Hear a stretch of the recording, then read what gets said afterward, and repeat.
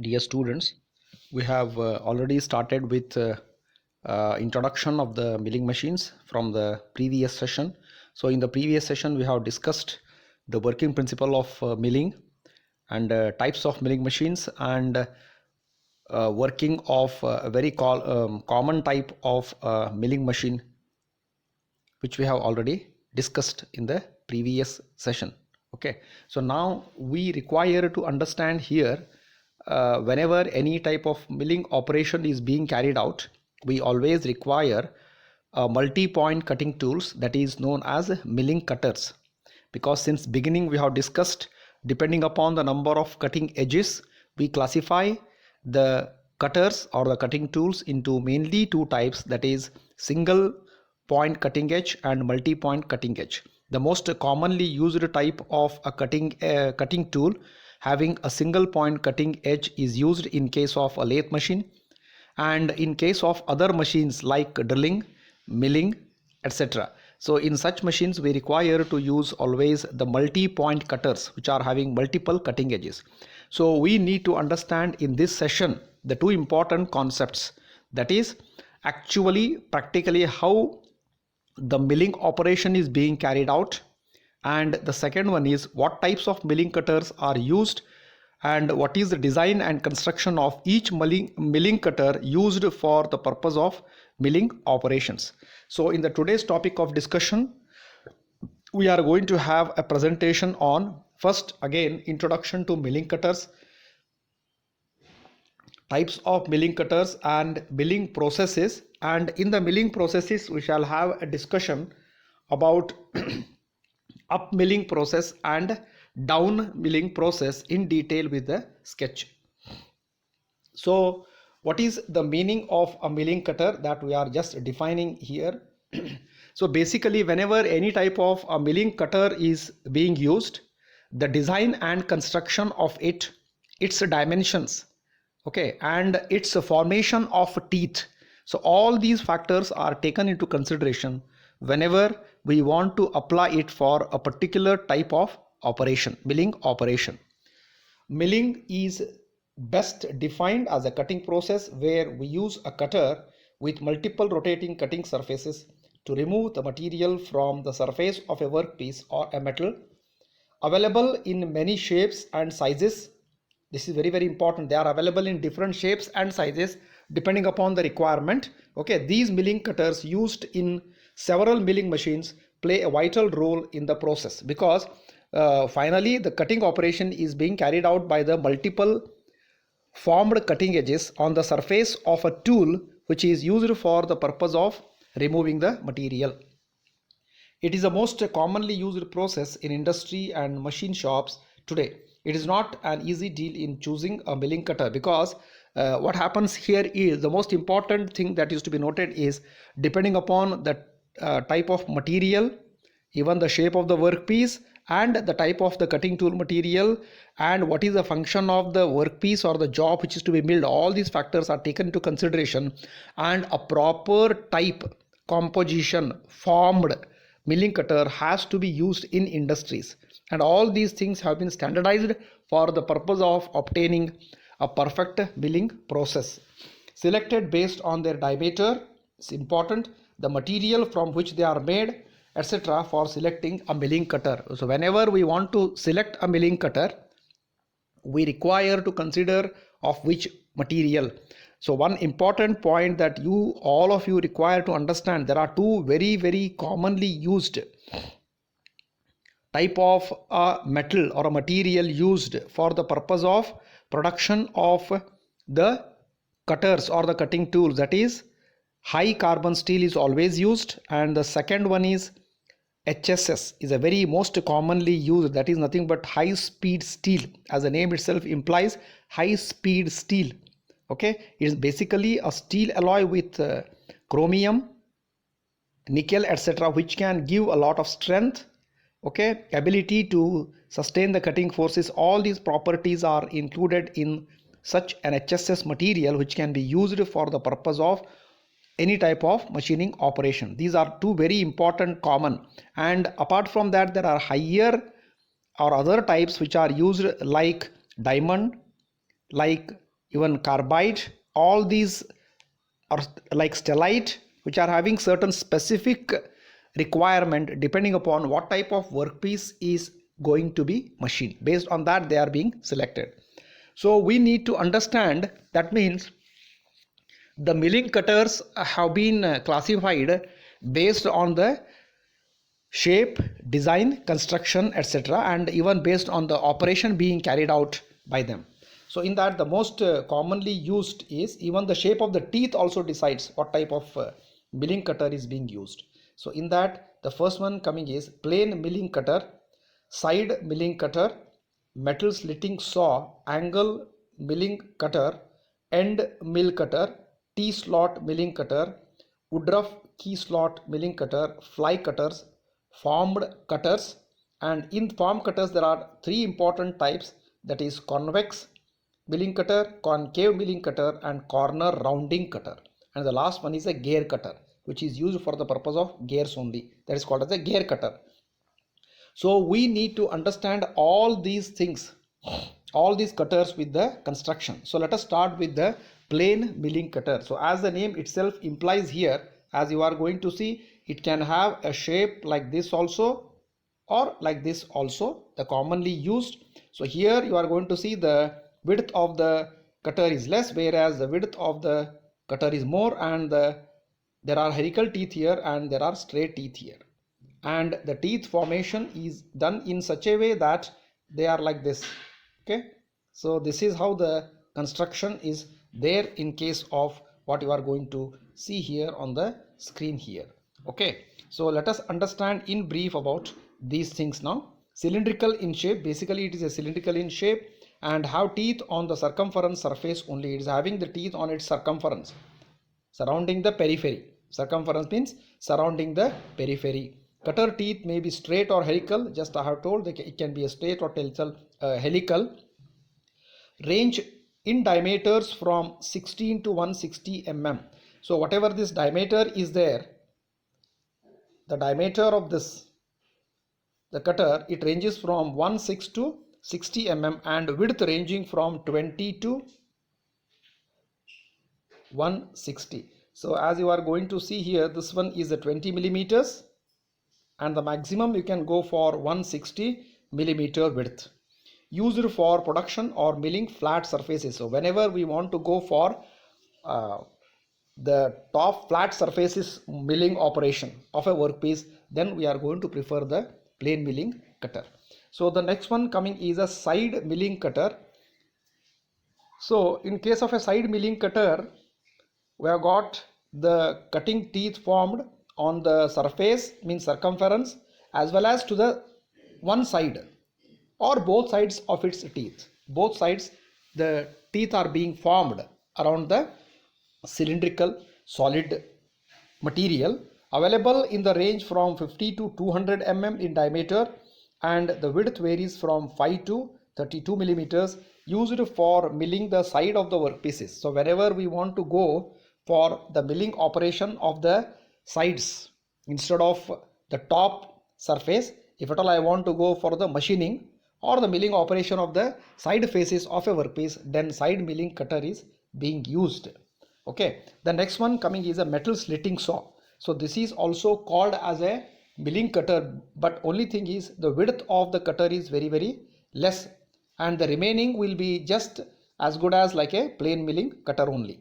Views like a plain milling cutter or a side milling cutter have a very small width ranging from 0.8 millimeter to 7 millimeters, used for parting of operation and for slotting operation. So whenever we want to go for parting of, means cutting of the material at a certain length, then we are going to prefer the metal slitting saw, which is just similar to a saw blade. Only thing is the thickness of the metal slitting saw cutter is slightly bigger. The next one coming is the angle milling cutter. So here we are going to see clearly, it is just like a worm gear shape. You are going to see the diameter here, it is less, and where the diameter is more. The formation itself is in such a way that the cutting edges are formed in this way towards. Okay, the first one is a small diameter or the first one is the larger diameter. From larger diameter to the smaller diameter, all the cutting edges will be coming in the form of a certain angle. That is why it is called as an angle cutter, and this is also done on the circumference of a tapered type material or taper type of a component.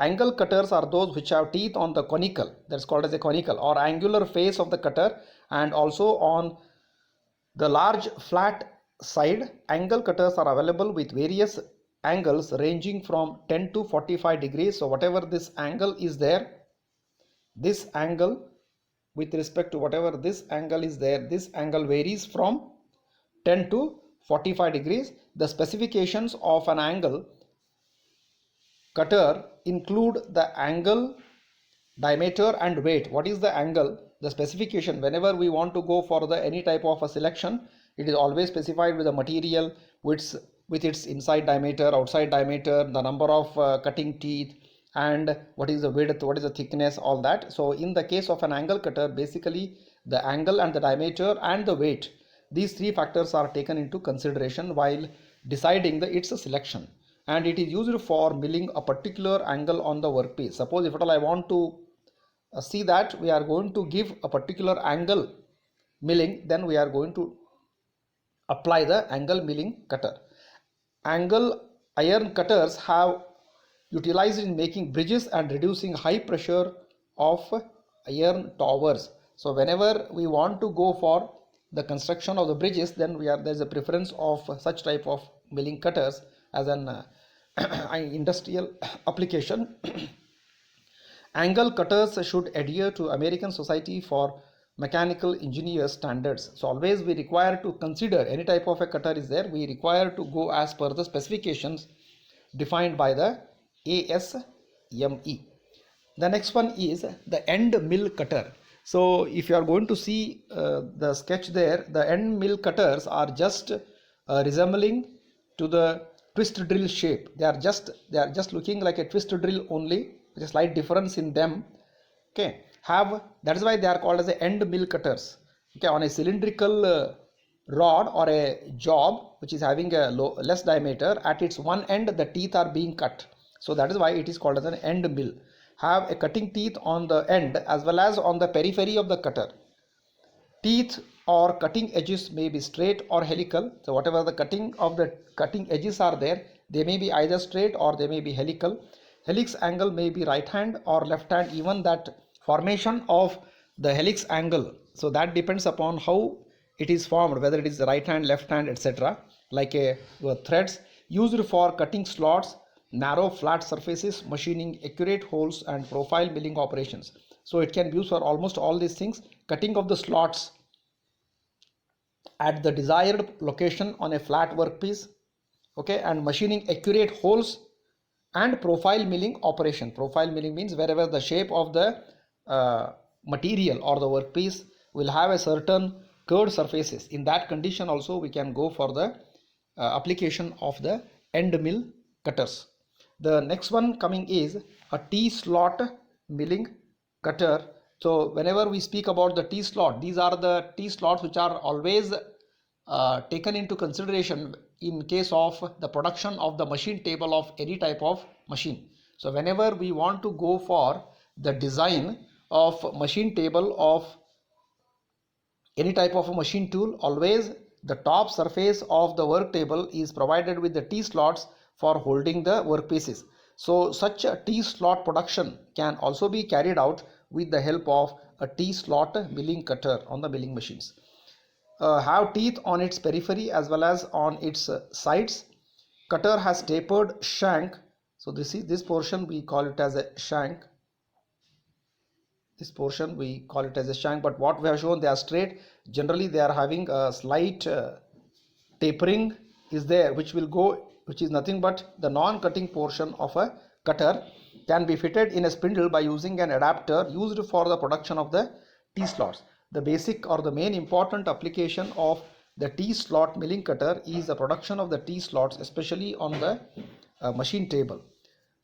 The next one coming is a fly cutter, consists of a single point cutting tool So as we are going to see here on the screen, the single point cutting tool is held firmly on a particular type of a tool holder, okay, and it is attached, and this portion will go into the spindle for the operation purpose, okay, and mainly used in case of a tool room works. As such, it is not having a wider applications, but even we can use the single point cutting tool which can be held firmly in an adapter, and further it can be mounted in the spindle of a machine.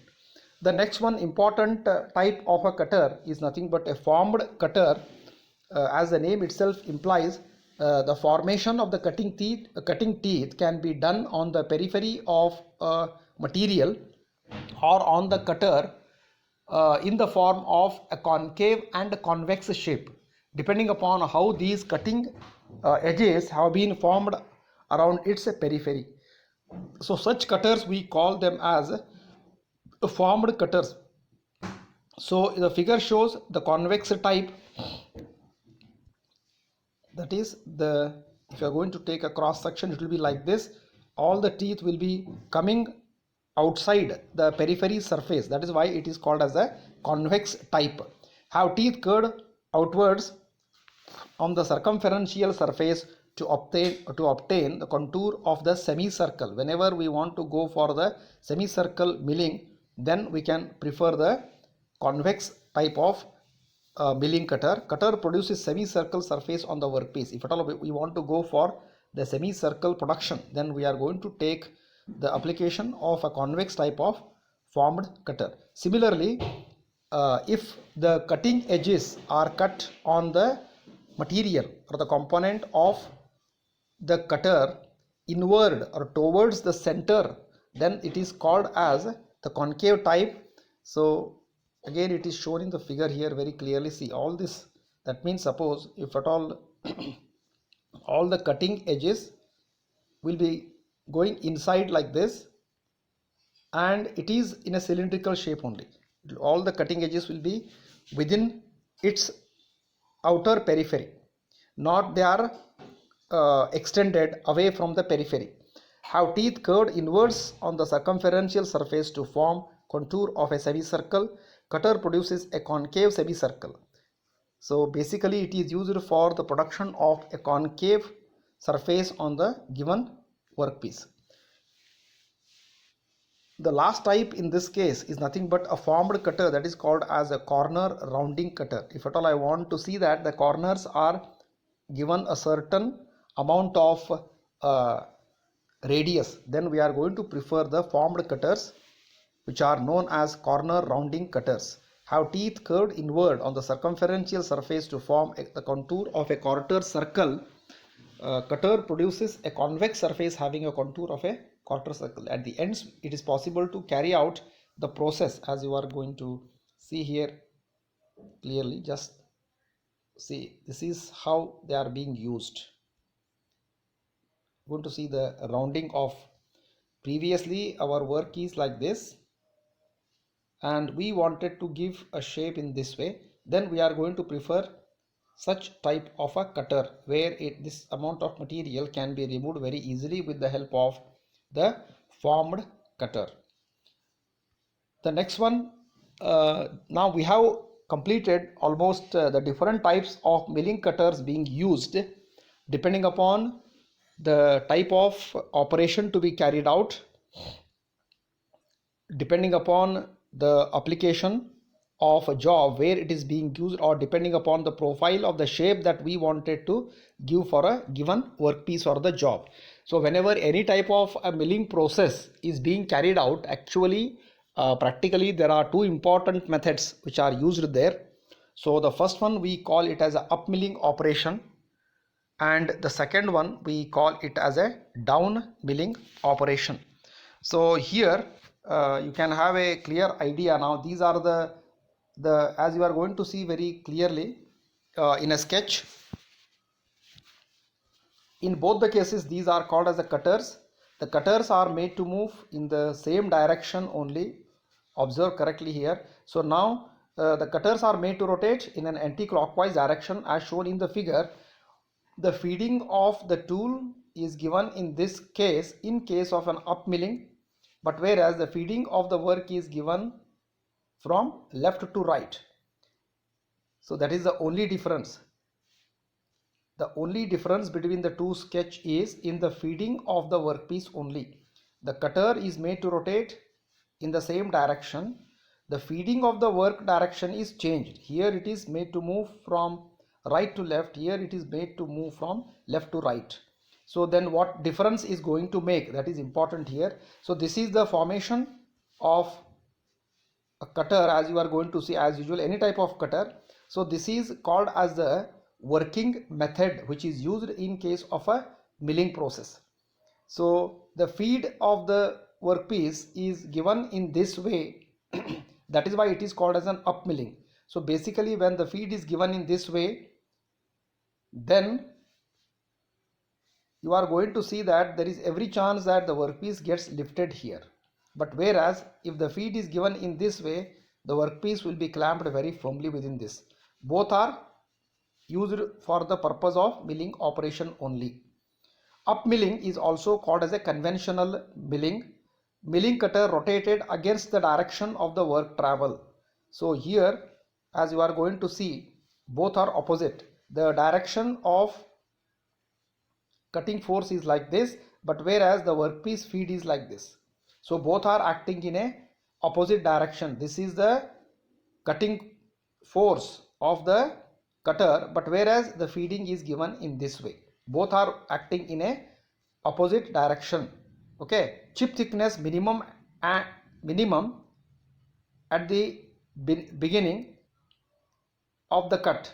Okay, maximum at the end of the cut. So if you are going to see, it is minimum, because what happens here, once we start feeding the workpiece, okay, at the beginning less amount of workpiece will be in contact. That is why chip thickness is less at the beginning, and maximum when it goes out.